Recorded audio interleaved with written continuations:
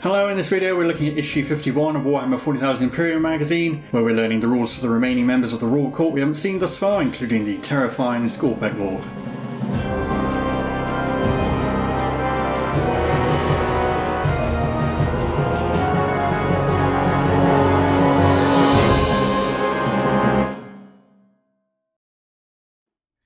Hello, I'm Mike, and this is where we are, the Tabletop Donkeys. Hello. And we're bringing you issue 51 of Warhammer 40,000 Imperium magazine today. And with this issue we've got two new paints, Dawnstone and Pallid Witchflesh. And if you'd like to see today's battle report, you can always skip to it using the time code in the description or the chapter bars, but we'll have a look through the issue first. First up, battle records for the three units of the Royal Court we haven't seen so far. So we've got the Skorpekh Lord, is an overlord who has fallen to the destroyer cults and has become a sort of rampaging berserker type thing. You can see his weapons there, his hyperphase harvester and the enmitic annihilator. And there's his battle record. And we have the Plasmancer. It's another type of cryptech. These ones have learned to harness devastating energies, which they can direct at their foes, and they're all permanently surrounded by a crackling aura of energy, which is dangerous to people that try to fight them close up. And his battle record. And then the Crypto Thralls, which are constructs. Cryptechs we usually personally make these to act as bodyguards, continually upgraded and refined by their cryptech masters. And again, they have a battle record for them there. And then background on the Raven Guard chapter of Space Marines, the sons of Corvus Corax, one of the Primarchs, and they are masters of stealth and sneakily using the terrain to their advantage. They are also masters of aerial assault, and they like to conduct lots of high-speed, decisive strikes using land speeders and Thunderhawk gunship there, which have been modified to have quieter engines, so the foe can't hear them coming. And then we have Caven Shrike, who is the current chapter master of the Raven Guard, who wields the Raven's talons, said to be forged by Corax himself. Don't get to see his model though, unfortunately. And then there's a short story here about a Death Corps of Krieg, so a Astra Militarum squad fighting against Orcs in Octarius. And you can see some of the models there, that you have veteran guardsmen and the Orc commandos. And then a very short painting guide where we're adding Dawnstone and Pallid Witch highlights. So obviously Dawnstone goes over all the grey bits and Pallid Witchflesh goes over all of the Rakarth flesh bits. So you can see we've been highlighting particularly the Librarian and the Lieutenant. But that's it, I'll hand you over to Will, where we can learn a whole load of new rules today.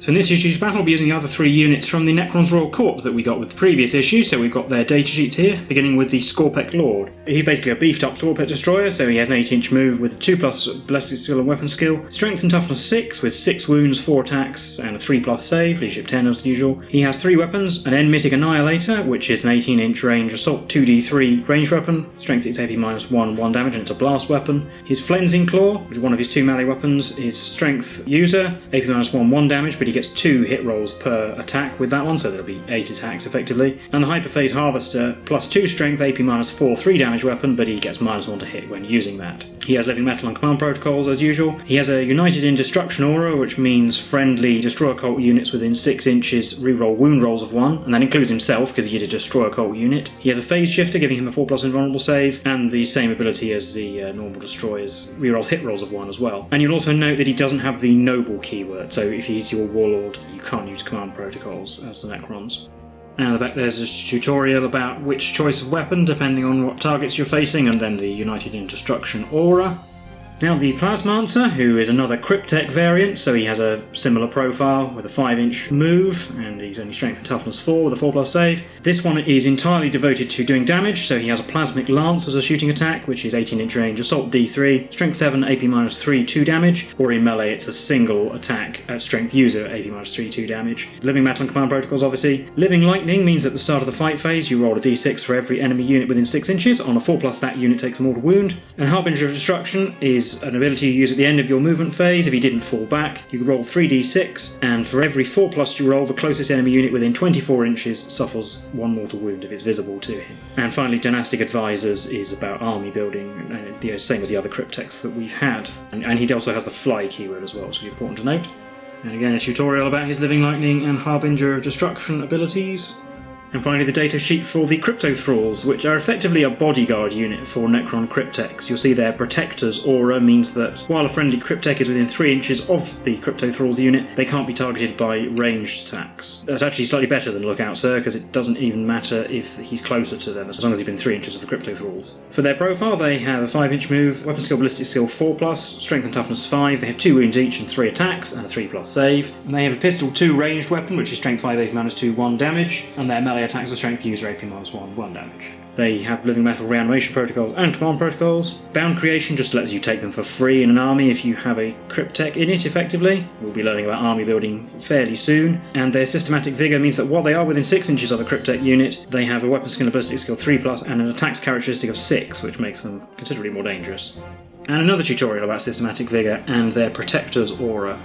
And we have the background for today's game. So the Skorpekh Destroyer Lord was reanimated and repaired as a result of last issue's game, and now the Necron Overlord has set him and his Destroyer cults loose to attack Alectia Prime's shipping depots, most of which the Imperium have so far managed to keep control of.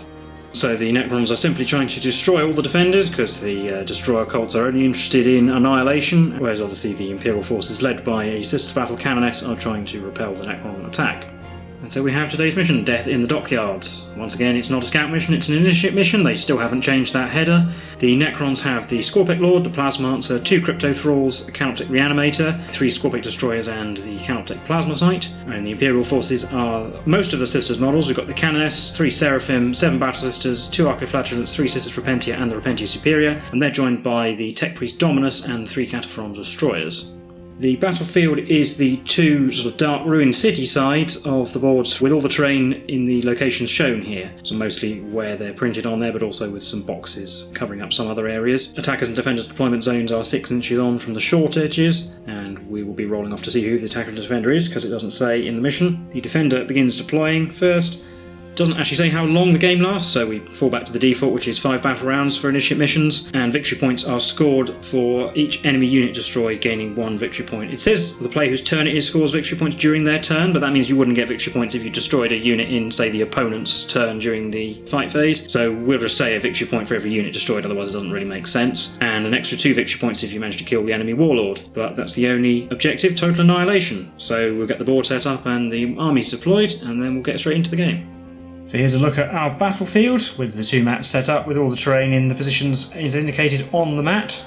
So we rolled off, and Mike decided he wanted to be the defender, so he could go on this end of the board, and this is his deployment. Yeah, so I've got the 2 Archiflagellants just on one of my flanks. In the middle we've got the Battle Sisters with the Canoness just tucked in next to them. You can also see there I've got the Seraphim in the sky to jet back in.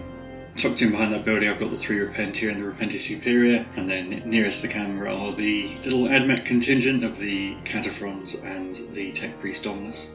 And I'll make the Canoness my warlord, seeing as that seems to be the case in the little bit of fiction. And here's my Necron deployment, which actually what I've got on the board is very little. I put both the Skorpekh Destroyers and the Skorpekh Lord in strategic reserve, because in the initiate missions you can put 2 units in strategic reserve, which obviously I had to do before we started deploying anything. But I also put the Canoptek Plasma Sight in dimensional translocation to arrive when needed, rather than running across the board by itself, because it was obviously a victory point to give away, even though it's only a 1 wound 1 model unit. And then on the board we've got the Plasmancer and his 2 Crypto Thralls behind this building, and the Reanimator out on this extreme flank, which seemed a good idea at the time, but because I had so few units to deploy, the Imperium were actually able to just deploy the Cataphrons directly opposite it, so they can see it straight away if they get to go first. I'll make the Plasmancer my warlord, because he's a bit less likely to be out the front, even though he's not as tough. And final note, obviously I don't get command protocols because I have no noble as in my army. But we'll be rolling off to see who gets to go first now.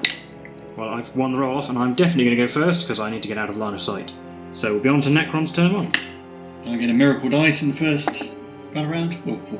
So for my sacred rights, I'm going to be a bit different. I'm going to roll to get 2 random ones rather than picking one, because I'm bored of taking the passion all the time. Well, 3 and 3. You have to re-roll both if that's the case. Roll both dice again. 1 and 6. So 1 is Hand of the Emperor, which is +1 to advance and charge rolls, and 6 is ignore any all modifiers to leadership characteristic, and each time a combat attrition test is taken, you ignore all modifiers. And I also get to choose a canticle, so I'm going to choose Benediction of the Omnissiah, which allows a unit to reroll 1 hit roll, 1 reroll, and 1 damage roll when they're selected to shoot. In the command phase, I'll put the Reanimator's reanimation beam on the Crypto Thralls, being the only unit that actually has reanimation protocols on the board. And then in the movement phase, everything advanced, and I rolled a succession of 2s, so everything got to about here. Trying to get out as line of sight of the Cataphrons as much as possible, but that's going to be tricky. But I have no shooting, because I think all my guns are assault weapons, but I don't think any of them are in range, so it's not relevant. Nor is the Plasmancer's Harbinger of Destruction ability in range. So that'll be the end of my turn, and on to Imperium turn 1. So my movement phase, starting at the top of the board, the 2 Arco-Flagellants are going to tuck themselves behind that ruin, mainly to make it slightly harder for the Necrons to bring stuff in. In the middle, the Sisters and the Canoness are moving up. Canoness is going to use her Rod of Office on herself. Down the bottom, the Repentia and the Superior advanced, enough to get them behind the pink cargo container. And the Cataphrons and the Dominus moved up normally. The 2 Plasma Cataphrons can still see the Coptic Reanimator, while the Grav can see the Crypto Thralls. So we're going to start shooting with the Cataphrons. The 2 Plasmas are going to overcharge and shoot at the Reanimator, while the Grav is going to shoot at the Crypto Thralls. And also its Fossil Blast will shoot the Crypto Thralls as well. Start shooting with the Grav. The 5 white dice will be the Grav, the black dice will be the Phosphor Blaster, and these hit on 4s, re-rolling 1s. 2 1s. So that's 4 hits with the Grav, no hits with the Phosphor. And these wound on 4s, because strength 5, getting 3 wounds. 3 6+ saves, because it's AP -3, and it's 2 damage because they do have a 3+ save. So yeah, that's both Crypto Thralls dead. That's them gone, and first victory point to the Imperium. Now the 2 heavy plasmas have got 2d6 shots for 7. So 7 shots hitting on 4s and 1s. Well, there's no 1s, so I use my reroll to hit now. Oh, I get a 1, so mortal wound to them. And there's 5 hits.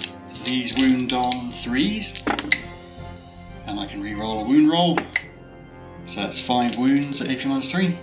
5 6+ saves to the Reanimator, doing 2 damage per failure. Yep, didn't make any of them, so it takes 10 damage and is destroyed. Does it explode on a 6? No. So that is destroyed, and that's a second victory point. Finally, I've just got the Sisters left, and they're going to shoot at the Plasmancer. They're all in range apart from the one with the Flamer and the one with the bolt gun at the back. So I've got 4 bolt gun shots, and then 2 shots from the Stormbolter. Again, the black dice with the Stormbolter, and these hit on 3s, you're on 1s. We roll those 2 1s. So it's 1 Stormbolter hit, and all the bolters hit. These wound on 4s. That's just 1 wound. It's a normal bolt gun, so no AP with a 4+ save. Which I failed. So he's down to 3, I mean he'll regenerate that in a minute. So the Plasmaster's down to 3 wounds. One of the Cataphrons also took a wound, but that will be the end of Imperium turn 1. And so we're on to Necrons turn 2. So I get another Miracle Dice, getting a 5.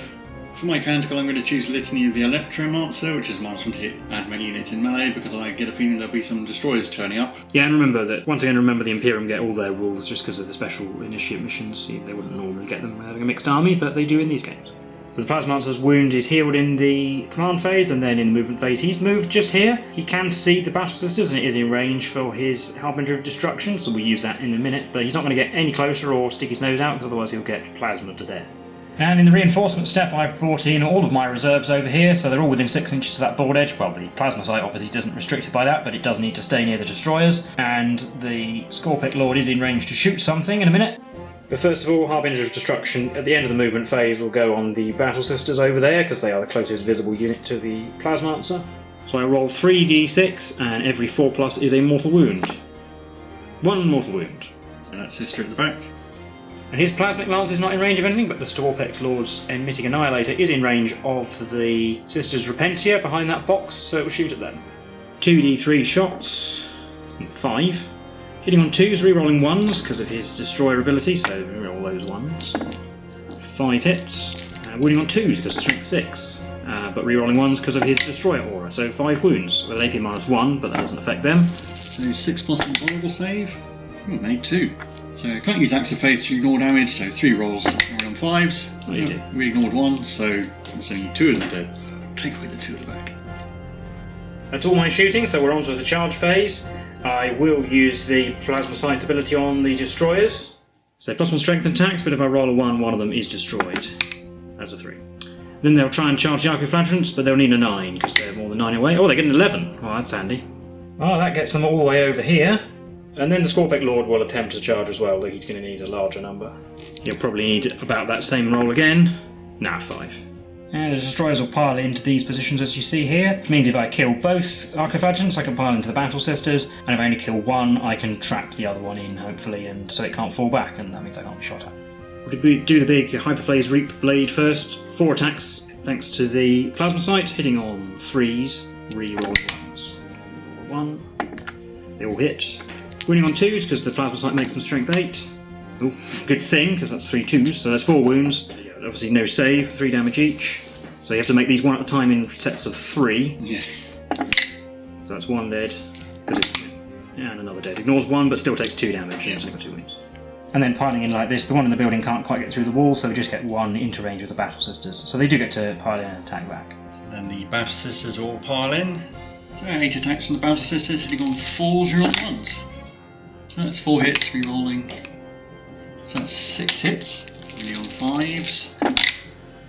2 wounds. 2 3+ saves. Made both.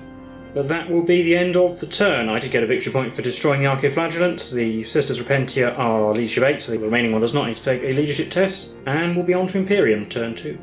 So the Battle Sister squad is going to fall back away from the destroyers, and the Repentia is going to advance. She's got the Superior's Advance and Charge driven onwards ability. Repentia Superior's moved up so that she can maintain aura range with the normal Repentia after she charges. Canis is falling back around the box. The Cataphrons have moved on so they can all see the Destroyer Lord. The Dominus has moved around so he can see the Destroyer Lord as well. And at the end of the movement phase he'll be fixing that damaged Destroyer. And the Seraphim are going to arrive on top of that box, and they're all in range of the Destroyers as well. I'll start with the Cataphron Destroyers. They can only see the Destroyer Lord, so they're all going to shoot him, and the Plasmas are all supercharged. So we've got 5 grav shots and 1 phosphor shot, which is the black dice, hitting on 4s, we roll 1s. 1s to re-roll. So we got 3 grav hits and a hit with the phosphor. These all wound on 5s because it's strength 5 v toughness 6. Nothing there. 2d6 plasma, 4, and 4s re-rolling 1s.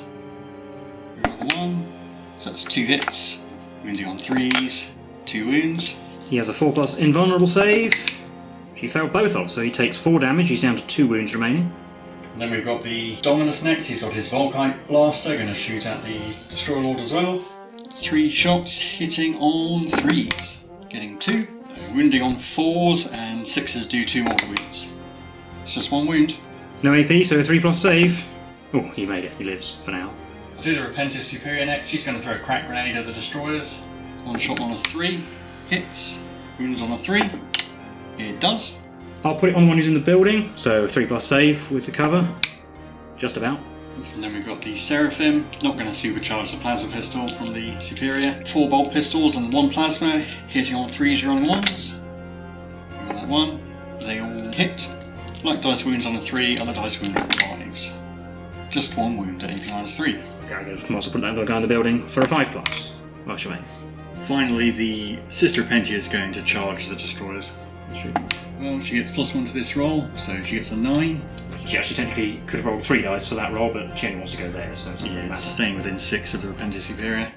So 2 attacks on 4s, 3 rolling 1s and 2s. Can re-roll the 3, so it's 2 hits. These wound on 2s, getting 1 wound. AP-3, so a 6 to save. No, so 2 damage to one of the Destroyers. It'll be the one in the building, I think. And the Destroyers get to fight back, so they'll pile in. Do the 2 normal blades first. The Plasma Sight's effect is worn off, so we've only got 8 attacks, hitting on 3, rolling 1s. No 1s, so 5 hits. Wounding on 3s, strength 5, but they will wound. 6 vulnerable. Which made 1, but each of these is 2 damage, so she has to pass effectively 8 rolls. I get a miracle dice because they're dead. They're 3. She's gone, and I get a victory point, going up to 2. And they'll consolidate, but not into the Battle Sisters this time, because it's my turn next, so I get to move them and charge them instead. But then I think that'll be the end of the turn. So we're on to Necron's turn 3. Get another miracle dice, another 5. I'll pick Invocation of Machine Vengeance for my Canticle, which is a re-roll advances and charges. When the command phase, both the Skorpekh Lord and that wounded Destroyer heal a wound, and then the Plasmancer is going to just edge slightly further around the Hemoshape Reactor so we can see the Seraphim now. The Skorpekh Destroyers have moved over to take on the Canoness, the Skorpekh Lord has moved up to hopefully charge the Battle Sisters, and the Plasma Sight advanced and just got itself into the ruin, mainly so that it doesn't get destroyed automatically when the Skorpekh Lord charges. At the end of the movement phase, we've got Harbinger of Destruction. The Seraphim are now the closest visible unit. Mortal wounds on 4 pluses. 2 mortal wounds. Steve the Superior. Onto the shooting phase. The Skorpekh Lord is going to shoot at the Battle Sisters. 2d3 shots, but minimum 3 because it's a blast weapon and there is 6 in the unit. Well, I got 4 anyway. Hitting on 2s, rerolling 1s because destroyers, so they all hit. Wounding on 2s because toughness 3, strength 6. Again, 3 2s, so 6s. 1, 3 dead. Take away 3 of the 3 sisters with bolt guns. yeah, it's actually a 4+ save, but actually still only made one of them. And the Plasmancer will shoot at the Seraphim Superior. D3 shots, 1. Hits on a 3, it does. It wounds on a 2, strength 7. That's a wound, AP minus 3. 5+ invulnerable save. Yeah, I'll just use a faith dice to save it. So using one of those 5s.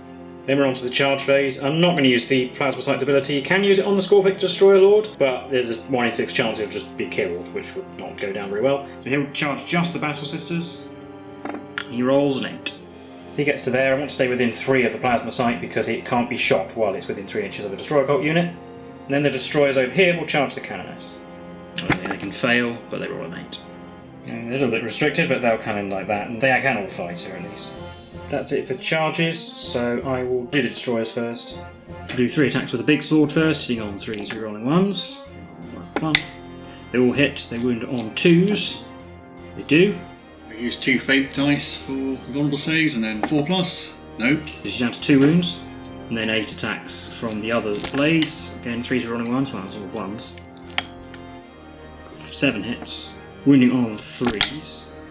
We are within 6 of the Destroyer Lord, so we'll reroll that 1, but still failed. So 6 wounds. 6 4+. Ooh, made 4 of them, but that's enough to take it out. She goes down, and that's, well, effectively 3 victory points for me. 1 for destroying a unit, and then I would get 2 at the end of the game for the Warlord, but we'll just add that up now. And they'll consolidate laterally just to get 2 of them into the building like that. Again, a miracle dice from the Canoness dies, a 2. And then we've got the Skorpekh Lord. He won't pile in because I want to keep him near the plasma site, but he's obviously going to attack all Battle Sisters. And he's going to use his Flensing Claw, so he gets 2 attacks per attack. So 8 attacks hitting on 2s, rerolling 1s. Reroll these 1s. 7 hits. And wounding on 2s again because it's strength 6 base, rerolling 1s because of his aura. 7 wounds, AP minus 1. 4+ saves for the sisters. Made 4, but that's enough to wipe them out. So that's the sisters gone as well. And I won't consolidate because, again, don't want to give away a victory point for that plasma site too easily. But that will be the end of my turn, so on to Imperium turn 3. So in my movement phase, the Cataphrons are moving so they can all see the Destroyer Lord. The Dominus is moving as well, getting away from the Destroyers, as is the Repentis Superior. Repentis Superior is moving so that she can get near the plasma site, and the Seraphim's going to jet back across and get closer to the plasma site as well. I'll start with the Cataphrons. The man with the grav can see the Plasmancer, so he'll shoot at him, and the other 2 will put the heavy plasmas into the Destroyer Lord and they will overcharge. And the 2 flamers as well, because those are in range now. So we'll start with the grav. 5 shots hitting on 4s, rerolling 1s. Black dice is the Phosphor. Phosphor can reroll, getting hit as well. So it's 3 grav and 1 Phosphor hit. These all wound on 3s. That's 1 grav and 1 Phosphor wound. Well, the Grav has no save because it's AP minus 3, but because he has a 4+ save, he only takes 1 damage, and then we have a 5+ against the Phosphor, which I failed as well, so he takes 2 wounds, he's down to 2. And we've got 2d6 heavy plasma shots for 4 again. 4s on 1s. 3 hits, wounding on 3s, getting 2. 2 4+ invulnerable saves. Made 1 failed one, he's down to 1 wound remaining. And 2d6 automatic hits from flamers. Oh yes, 2d6 plus 4, so that's 14 hits. Wounding on 5s. 7 wounds. 7 3+ saves. Oh, only failed 1, but that's enough. So the Skorpekh Destroyer Lord goes down, and that's another victory point for the Imperium, going up to 3. I'll do the Seraphim Superior. She'll fire a plasma pistol at the thing. It's going to die anyway at the end of the turn, but see if I can shoot it to death. Yeah, she's not in range of anything else. So. Yeah, and I won't supercharge. 1 shot on a 3. Yes. Yeah, wounds on 3. Yep. He has a 4+ save base, but it's in cover, so a 6 will save it. No. And that is a victory point for the Imperium, because it is a Necron unit. The Dominus is going to shoot both his guns at the Plasmancer. So the black dice is the Phosphorus Splinter, which hits on a 2, and the white dice are the Volkite Blaster that hits on 3s. Miss with the Volkite, and then the rest of them all hits. These all wound on 3s, and the white dice do 2 mortal wounds if they roll any 6s. There's a 6. Yes, there's 2 mortal wounds in addition. Yeah. But he's dead. And that is my Warlord dead, so that's 3 victory points for the Imperium. I'm not going to do any charges. So that will be the end of the turn. On to Necron's turn 4. New Miracle Dice was a 4, so I didn't catch it on camera. And my canticle, I think, will be Chant of the Remorseless Fist. It's +1 strength when fighting in melee. Well, I'm a victory point behind, but if I can kill 2 units and the Imperium don't kill the destroyers, I'll win. Or if I kill 1 unit, then it'll be a draw. So we're going to go for the Cataphrons because they are easily the most likely to actually destroy the destroyers. So we'll just move here, wounded 1, regained a wound, and charge. I mean, I need a 1, but yeah, 4. Just gets them to there, but that will do. Do the big sword first, because it does 3 damage. Hitting on 3 rolling 1s. They all hit. Winning on 3s, strength 7. Oh, no, nothing. Okay. And all the other swords hitting on 3 rolling 1s. Oh well, they all hit. Wounding on 4s, because Cataphrons suffers 5. 3 wounds with an AP minus 3, 2 damage each. Yeah, so 6 plus immortal saves. Didn't make any, so that's going to kill 1 and put 1 down to 1 wound. Kill the grab, his time has come. So that's them done, so the Cataphrons get to fight back. Got 6 attacks, hitting on 4s, rolling 1s. No 1s, 3 hits. Wounding on 3s because they're strength 6. +1 from Chant of the Remorseless Fist. 2 wounds. No AP, so 3s. We make them. That's the end of my turn, on to Imperium turn 4.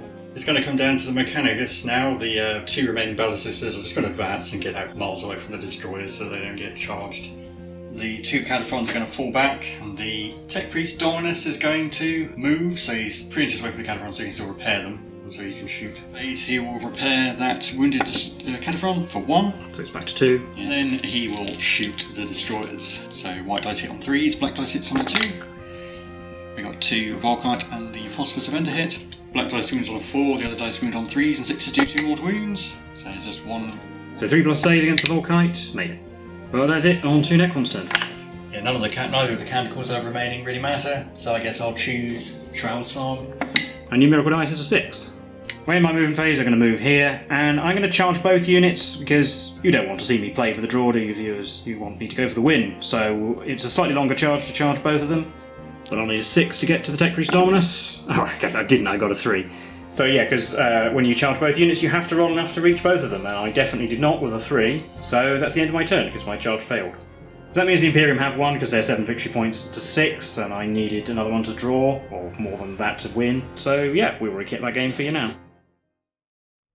Well, that was the game for issue 51 of Warhammer 40,000 Imperium magazine. How did you think that went? To be honest, I think you were probably lucky not to win at the end by failing that charge, although I suppose you could say you were lucky to make the charge when those destroyers arrived. That's probably what kept you in the game. Yeah, because I could have gone for the draw by just charging the Cataphrons at the end. I probably would have killed the 2 remaining ones, but I didn't really see the point in going for the draw when the win was not that unlikely. The Dominus only has a 5+ invulnerable save, so probably the big sword would have gone on the Cataphrons and the smaller swords might have done the Dominus in. I would have had to roll well, but it was possible. Yeah, but I think if you hadn't made that charge, I would have just moved the destroyers out and plasmaed them. Yeah, if I hadn't made that charge, then I would have just been shot off the board completely. It's always a risk to use reserves and then go for the 9-inch charge. Fortunately, it paid off this time. Although, of course, leaving the Destroyer Lord behind wasn't good for him. And also, I'm pretty sure my AdMech units did nearly all of the work. I think I only got 1 victory point from the Sisters units, although they did a good job of getting in the way. Yeah, I mean, the Cataphrons took out the Reanimator and the Crypto Thralls in a single round of shooting. Because although I don't think that the forces are actually terribly well balanced. Although I suppose it is worth noting that I have 2 more units than you, so I can't afford to waste too many things. And some of them are quite easy to kill. I mean, it's quite easy to get rid of the Archoflagellants and the Pentia. And your Plasmancer is actually fairly scary against very small units of 1 wound models. Yeah, actually, between the Destroyer Lord shooting and the Plasmancer's mortal wounds and stuff, I nearly did manage to wipe out both the Repentia and the Seraphim. And yeah, that's victory points. I think this game has kind of been doing the Battle Sisters pretty bad. They seem a bit meh compared to the Space Marines and the AdMech, because the AdMech can outshoot them and the Space Marines are better in melee. We are still missing some of their models, so they're not full strength units. We did definitely get to see what destroyers can do when they get going, because they were charging and killing a thing almost every turn, apart from when they went into the Cataphrons, but that was probably some bad rolling that was due to them, because they'd rolled pretty well up to that point. I rolled an awful lot of 1s that they then re-rolled into hits as well. And of course the Skorpekh Lord makes them even better by having an aura of re-roll 1s to wound as well. Yeah, especially since you're wounding on 2s most of the time as well, especially against Sisters at least. Yeah, and combined with the Plasma Sight ability, they can really do an awful lot of damage. And the Skorpekh Lord himself actually can do a lot of damage. His gun's okay, but in melee he has the choice of 2 different melee weapons. The Claw is better against Battle Sisters and Skitarii and things like that, 1 wound things that are only toughness 3, because hitting on 2s, wounding on 2s with 8 attacks is pretty good even with the lower AP. But the big sword being AP -4, 3 damage is pretty good against most things. And he's also pretty tough. Toughness 6 with 6 wounds, a 4+ invulnerable save. I think he's the match for most enemy characters. Yeah, he's certainly more of a melee character than the Overlord is. And the Plasmancer as well. His Harbinger of Destruction ability, I suppose, is effectively a smite equivalent. He's sort of like a Necron Psyker without being a Psyker. But then if you get him near enemy units, then he can do mortal wounds in the fight phase, which also probably discourages units from charging him or things near him as well. And his shooting is okay. I think it's possibly on a par with the Chronomancer, the better shooting of the Cryptex. You know, he's the damage dealer, one of them. I guess that's the issue, really, is he probably would want the other 2 to make the rest of your army better. Yeah, he doesn't buff anything. I guess it depends what your strategy is. Yeah, we didn't really get to see the Crypto Thralls. Yeah, they are reasonably dangerous if you have them as a bodyguard for a Cryptek, just the fact there's only 2 of them. Yeah, well, they can't stand up to concentrated firepower like we saw. And again, they're probably not going to survive against a proper melee unit. Their job is to get in the way. They're not usually going to be a high priority target, so it gives a Cryptek a little bit more freedom to roam around, I suppose. And you can use it with any sort of Cryptek as well, not just the Plasmancer. And actually, we did say in the previous issue we would talk about the other models of the Royal Court that we now have seen in this issue. I think all of the models in the Royal Court are actually really good. The Plasmancer is a creepy, wizardy type. He looks like he's actually casting a spell almost. And the Skorpekh Lord is pretty horrific. It's a really good looking model. I'd almost say it's good enough to be the centrepiece of the collection, although I don't think it's intended to be. And the Crypto Thralls, they're small, but they're pretty interesting. It's more creepy robots. I mean, again, you don't get any of these models unless you get this sprue, which if you didn't get this issue, and you're paying like £60 to £70. It's like 8 times as expensive.